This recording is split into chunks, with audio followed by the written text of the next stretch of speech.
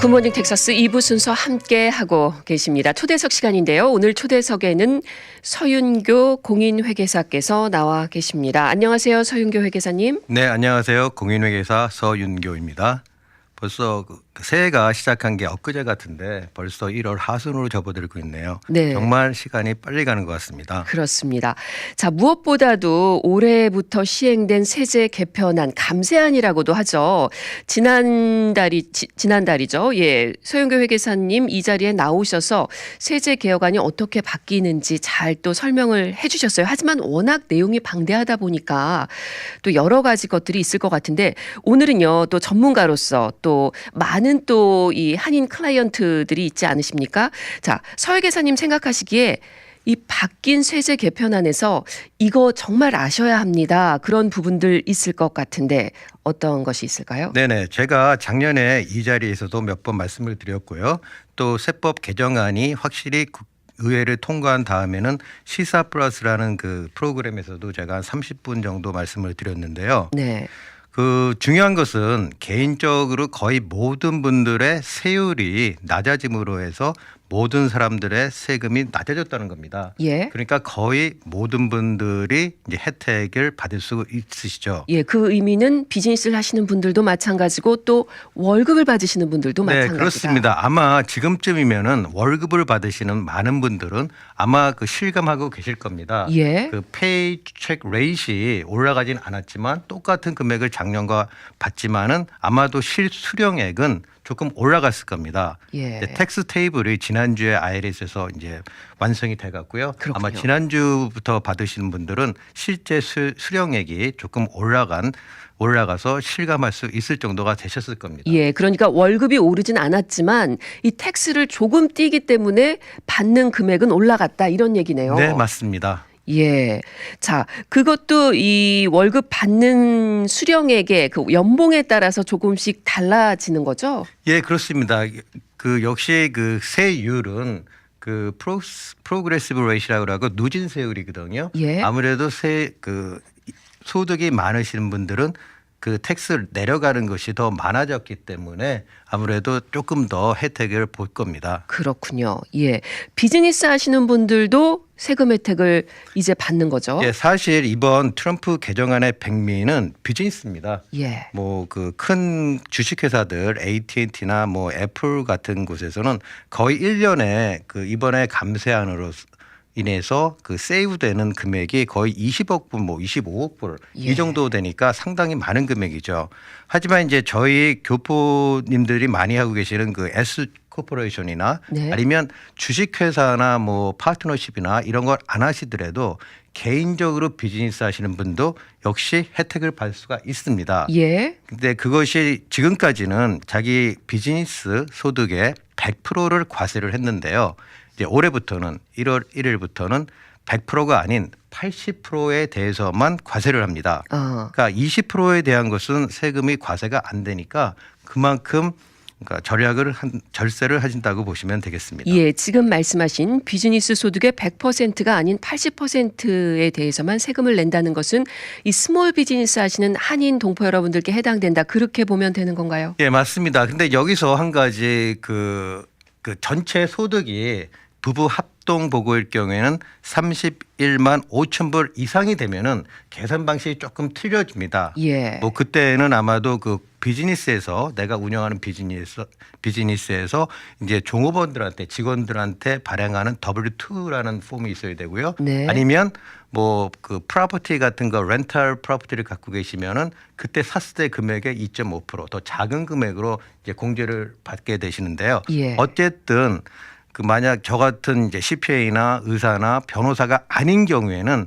뭐 어떤 식으로든지 그 혜택을 볼 수 있습니다. 예, 감세 혜택을 볼 수 있다라는 말씀이시네요. 네네. 지금 말씀하시면서 회계사나 변호사 같은 경우를 제외한다고 그랬는데 그런 경우는 예외 사항이 되는 건가요? 네, 그렇습니다. 그 전문가 집단층, 그러니까 의사나 변호사나 이제 회계사나 자기 이름을 걸고 이제 비즈니스 하시는 분들이 있지 않습니까? 네. 이제 운동선수나 이런 분들은 이제 여기서 제외가 돼 갖고 31만 그러니까 전체 소득이 31만 5천 불 이하로 되면 상관이 없습니다. 이런 분들도. 네. 하지만 이 금액이 31만 5천 불이 넘어가서 10만 불까지는 또 뭐 20% 전체는 아니더라도 19%, 18%이 정도로 혜택을 보는데요. 이제 10만 불이 넘어가면 31만 5천 불에서 41만 5천 불이 넘어가게 되면 네. 혜택이 하나도 없습니다. 아, 감세 혜택이 없다라는 건가요? 이 분들에 대해서는 감세 혜택이 없습니다. 예. 세제 개편안이 시행됨에도 불구하고 거기에 대한 어떤 변화가 없다. 감세 변화가 없다. 뭐 이런 말씀이시네요. 그러니까 지금 이 직업군에 해당하시는 분들이 41만 5천 불 부부 합동부고로 42만 5천 불 이상을 벌 경우에는 전혀 혜택이 없다고 봐야죠. 예. 그 지금 예외를 제외한 비즈니스를 하시는 분들이나 월급을 받는 샐러리맨은 모두 이 감세 혜택을 그래도 어느 정도는 받을 수 있다. 네, 이런 그렇습니다. 사실 이 지금 제가 말씀드렸던 부분은 이미 많은 분들께서 알고 계실 겁니다. 예. 하지만 오늘 제가 말씀드리고 싶은 사항은 접대비에 관한 것입니다. 네.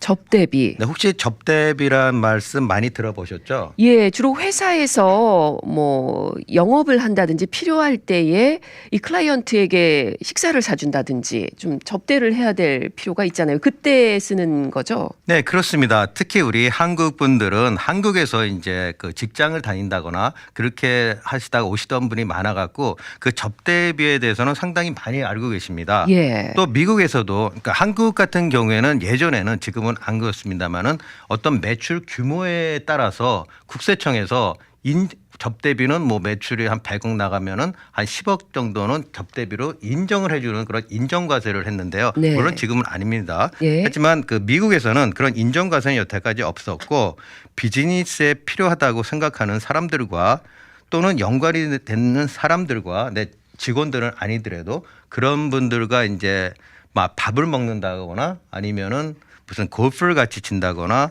풋볼 게임을 같이 본다거나 뭐 이런 비용에 100%는 아니고 50%는 여태까지 그 비용으로 인정을 해줬습니다. 예, 감세를 해줬다는 얘기군요. 그러니까 세금 혜택을 받았다. 그렇습니다. 뭐 전체 100%는 아니더라도 50% 전체 비용에 이것을 이제 영어로는 meal and entertainment이라고 하는데요. 예. 이 meal and entertainment에 해당하는 사항은 100%가 아닌 50%까지는 그 인정을 해줬습니다. 예, 비용 공제가 됐다. 그렇습니다. 그래서 많은 분들이 사실은 그 손님들이랑 밥을 같이 안 먹더라도 뭐 가족들이랑 먹는다거나 그래도 사실은 미래 엔터테인먼트로 그냥 올려서 그냥 비용 공제를 하고 이런 경우가 많이 있었습니다. 예.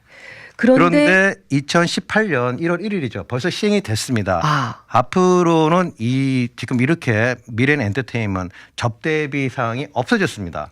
그 이야기는 비용 공제를 전혀 받을 수 없다라는 얘기인가요? 맞습니다. 예. 지금까지 그냥 식당에서 밥 먹고 아무 생각 없이 그냥 크레딧 카드를 냈으면은 아마 회계사나 그 회사에서 그 비용 처리를 해줬을 텐데요. 50%까지는. 네. 앞으로는 그렇지 않습니다. 앞으로가 아니라 1월 1일부터는 이미 시행되고 있습니다. 그렇군요. 엔터테인먼트라는 개념, 같이 그 클라이언트라 그러니까 손님이랑 골프를 친다거나 뭐 영화를 본다거나 풋볼 경기를 같이 관람을 한다거나 이런 경우에 있어서는 전혀 혜택을 볼 수가 없습니다. 예, 그러니까 이 IRS에서 이 세법이 바뀌어서 IRS에서 시행할 때에 세금 공제 항목에 아예 그 미래 엔터테인먼트 항목이 없어져 버렸다는 얘기인가요? 네, 그렇습니다. 그렇게 이해하시면 됩니다. 그러면 이제 비즈니스 하시는 분들 정말 비즈니스를 위해서 손님에게 점심 한 끼 대접하는 것도 이제는 전혀 세금 공제를 못 받는다는 얘기네요. 자, 여기서 이제 지금 세법이 이제 통과가 돼 갖고 시행이 되고 있는데요. 그 세법상에서는 정확히 미래 엔터테인먼트라는 개념이 아니고 엔터테인먼트라는 개념입니다. 예. 엔터테인먼트에 해당하는 것은 모두 다 공제가 안 됩니다. 아. 그래서 여기서 사실은 약간의 소수 의견이 있긴 있습니다. 이 엔터테인먼트라는 단어를 어떻게 해석할 것이냐에 따라서 지금 질문하신 것처럼 그럼 손님이랑 간단하게 점심 식사 한 끼 하는 것도 공제가 안 되느냐 이제 이런 것을 많이 물어보시는데요. 예. 그러니까 지금 저희 그 전문가들 사이에서도 거의 뭐 한 90대 10 정도로 의견이 나눠지는데 거의 90% 이상은 역시 손님과 같이 먹는 것 밥을 먹더라도 이것은 손님을 접대한 것을 위주기 때문에 역시 밥 한 끼도 안 된다고 생각하는 그 전문가들이 많습니다. 예. 그렇지만 이것에 대한 정확한 것은 이제 IRS가 아마 조만간에 시행령을 발표를 할 겁니다. 예. 하지만 아마도 거의 그 밥을 같이 먹는 것도 역시 엔터테인먼트에 속한다. 그렇게 아마도 발표가 될 것 같습니다. 예. 자, 엔터테인먼트에 대해서는 세금 공제가 없다. 비즈니스에서는 이런 부분들 뭐 큰 기업 같은 경우는 워낙에 뭐 법인세가 내려갔잖아요. 그렇습니다. 네. 그래서 뭐 그런 부분 감수할 수 있겠지만 이 스몰 비즈니스 하시는 우리 한인 동포분들에게는 아무래도 타격이 될 수 있겠네요. 네, 그렇습니다. 뭐 지금까지는 사실은 50%라 많은 분들이 이제 거기 혜택을 많이 쓰지는 않았습니다. 사실. 예. 하지만 지금까지 아무 생각 없이 이제 막 가족들이랑 막 식사를 한다거나 이럴 때 카드를 내고 그것을 비즈니스 경비로 처리하시는 경우가 많았는데 지금부터는 이제 주의를 해 주셔야 될 것 같습니다. 예. 자, 그럼요. 또 한 가지 질문이 생기는데요. 서윤교 회계사님. 이렇게 접대비, 엔터테인먼트비는 공제를 못 받는다. 근데 또 비즈니스 하실 때에 뭐 기념품을 제작한다든지 클라이언트를 위해서 또 선물을 제공한다든지 그런 경우도 있을 텐데 그런 건 어떻습니까? 예, 선물은 이제 이걸 기프트라고 해갖고 엔터테인먼트하고는 그 밀앤 엔터테인먼트하고는 사실은 그 구분이 되어 있습니다. 예. 그러니까 기프트에 대한 것은 이번에 바뀌지가 않았기 때문에 기존과 마찬가지로 기프트에 대한 그 경비는 그 경비로 인정이 됩니다. 예, 세금 공제가 될 수 있다라는 거네요. 네네. 예. 자, 그렇다면요. 근데 그 사실 그 제가 한마디만 더 하겠는데요. 그 네. 기프트도 그 많은 분들이 그냥 그 선물로 주면은 된다고 생각하시는데 사실은 거기에도 정확한 세법이 있습니다. 예. 그러니까 만약에 개인에게 줄 때는 25불로 그게 한정이 돼 있습니다. 하지만 회사로 줄 때는 금액에 상관이 없는데요. 네. 예를 들어서 이제 어떤 손님이 이제 이 청취자분이 예를 들어서 뭐 사회자이신 진행자이신 김민정 씨한테 선물을 하신다. 그러면은 법적으로는 뭐 25불까지밖에는 안 됩니다. 예. 하지만 세금 공제가. 네네. 하지만 DK 넷으로 만약에 이 회사로 선물을 한다면은 거기에 대한 것은 그 리밋이 없습니다. 아, 세금 공제의 리밋이 네, 없다. 그러니까 아마 그럴 수 있군요. 만약에 25불이 넘는다면은 그 개인이 아니라 회사로 이제 해갖고 갖고 오는 것이 좋겠죠. 예, 그렇군요. 네. 자, 또 한 가지 질문이 생기는데요. 밥을 사고 접대하는 것이 꼭 클라이언트, 비즈니스를 위한 그 어떤 영업을 위해서만 하는 건 아니지 않습니까? 이 회사 내에서 회식도 할 수 있고 그런 건 어떤가요? 네, 그렇습니다. 그것은 지금 바뀌어진 세법에서는 전혀 건드리질 않았습니다. 예. 따라서 손님과 함께 밥을 먹는 것은 안 돼도 직원들에게 그 제공하는 식사는 사실은 지금까지 작년까지는 100% 공제가 가능했는데요. 네. 올해부터는 50%. 직원들에게 제공하는 식사는 50%까지만 비용으로 인정이 됩니다. 그렇군요. 그러니까 많은 회사에서 큰 회사 같은 경우에는 그 자체 내에서 식당을 운영하는 경우가 있습니다. 네.